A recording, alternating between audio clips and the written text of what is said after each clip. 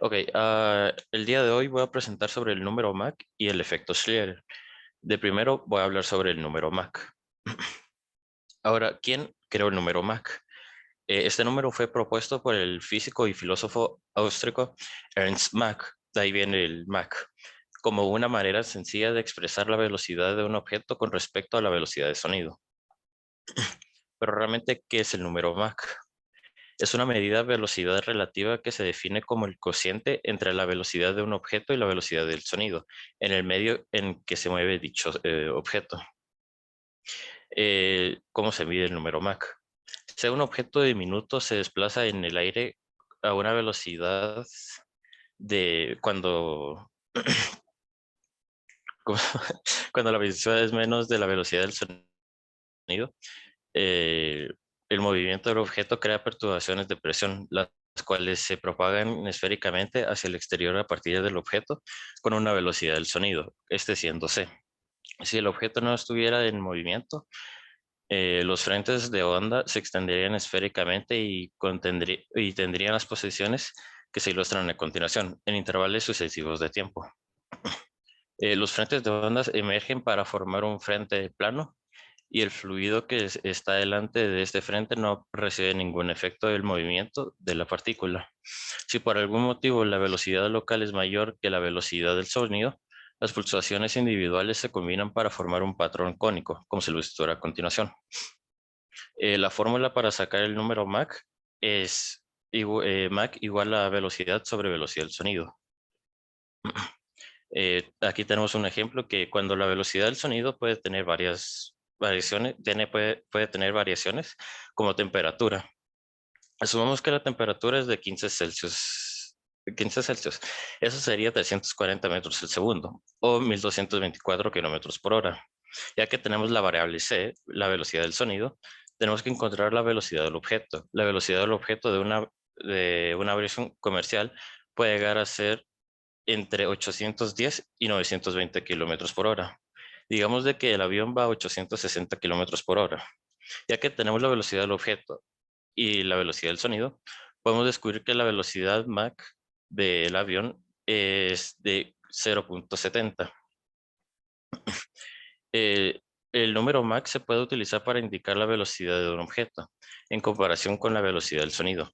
Mach 2, por ejemplo, significa que el objeto vuela dos veces la velocidad del sonido, pero tenemos que recordar de que la velocidad del sonido puede cambiar según las condiciones atmosféricas. Las clasificaciones del número Mach es que si el número de Mach es menor de 0.7 es subsónico. Si es mayor de 0.7 pero menor de 1.2 es transónico. Si es mayor de 1.2 pero menor que 5 es supersónico y si el número Mach es mayor que 5 es hipersónico. Aquí tenemos unos vehículos supersónicos. El Concorde fue un avión supersónico de transporte de pasajeros que estuvo en servicio entre 1976 y 2003, mientras que los aviones comerciales subsónicos tardaban alrededor de 8 horas en completar un viaje entre París y Nueva York. El Concorde solo necesitaba alrededor de 3 horas y 30 minutos. La altitud máxima que alcanzaba era de 18.300 metros y su velocidad crucero era de Mach 2.02 o 2.410 kilómetros por hora, más que el doble de la velocidad de medida de los aviones comerciales. Otro avión supersónico no tan conocido era el Tupolev Tu-144, pero este fue importante ya que fue el primer avión supersónico.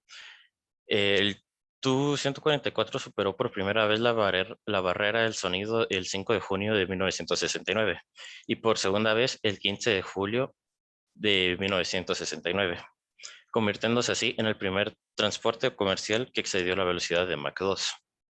Ahora, vamos a hablar sobre el efecto Schlieren. El efecto Schlieren fue creado, o bueno, fue primero observado por Robert Hooke en 1665 con una lente convexa y dos velas. Una vela sirve como fuente de luz, la otra producida del aire caliente ascendente que observa con su sistema. Ahora, ¿qué es el efecto Schlieren? El efecto Schlieren es el conjunto de no homogeneidades de un material transparente, no visible para el ser humano.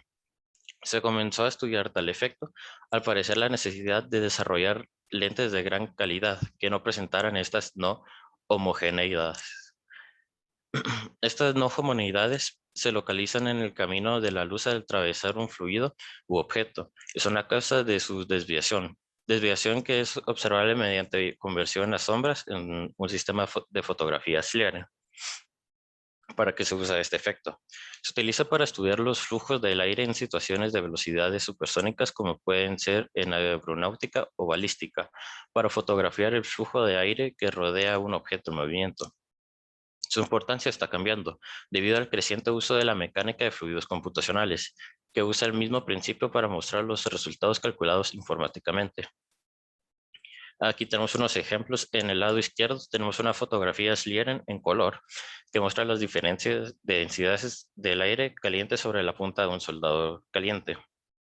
Y a la derecha se muestra la compresión Schlieren del ala de un avión a Mach 1.2, creando así la onda expansiva. Ahora, ¿cómo hacer el efecto Schlieren? Con un cuchillo situado en el punto focal de la lente se evita que algunos haces de luz lleguen a la imagen del objeto, con lo que la iluminación de la misma se verá reducida. Con una segunda lente se forma la imagen en la pantalla de visualización a una distancia conjugada de la lente de Schlieren. Y gracias por su atención.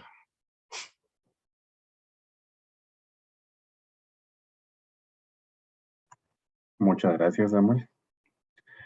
Muy buena presentación y muy interesante el tema. Entonces, ya ven que para calcular el número Mach solamente hay que hacer una pequeña operación, ¿verdad? Necesitamos la velocidad del avión. Si nos lo dan en kilómetros por hora, pues lo convertimos a metros sobre segundo, porque sabemos que la velocidad del sonido a una temperatura de 15 grados o casi la temperatura ambiente es de 340 metros sobre segundo. Entonces simplemente dividimos la velocidad del avión dentro de la velocidad del sonido y obtenemos el número Mach. Entonces así es como van clasificando los aviones, si es subsónico, si es hipersónico, si es supersónico, de acuerdo a la tabla que nos mostró Samuel. El sistema Schlieren es un sistema de fotografía que permitió fotografiar el sonic boom o el estampido sónico. O sea que esas ondas de choque, analizando sus frentes de onda, era lo que no se lograba fotografiar, ¿verdad? Pero gracias a ese sistema es que ya se pueden visualizar ese tipo de ondas. No sé si hay alguna pregunta o comentario. Si todo está claro.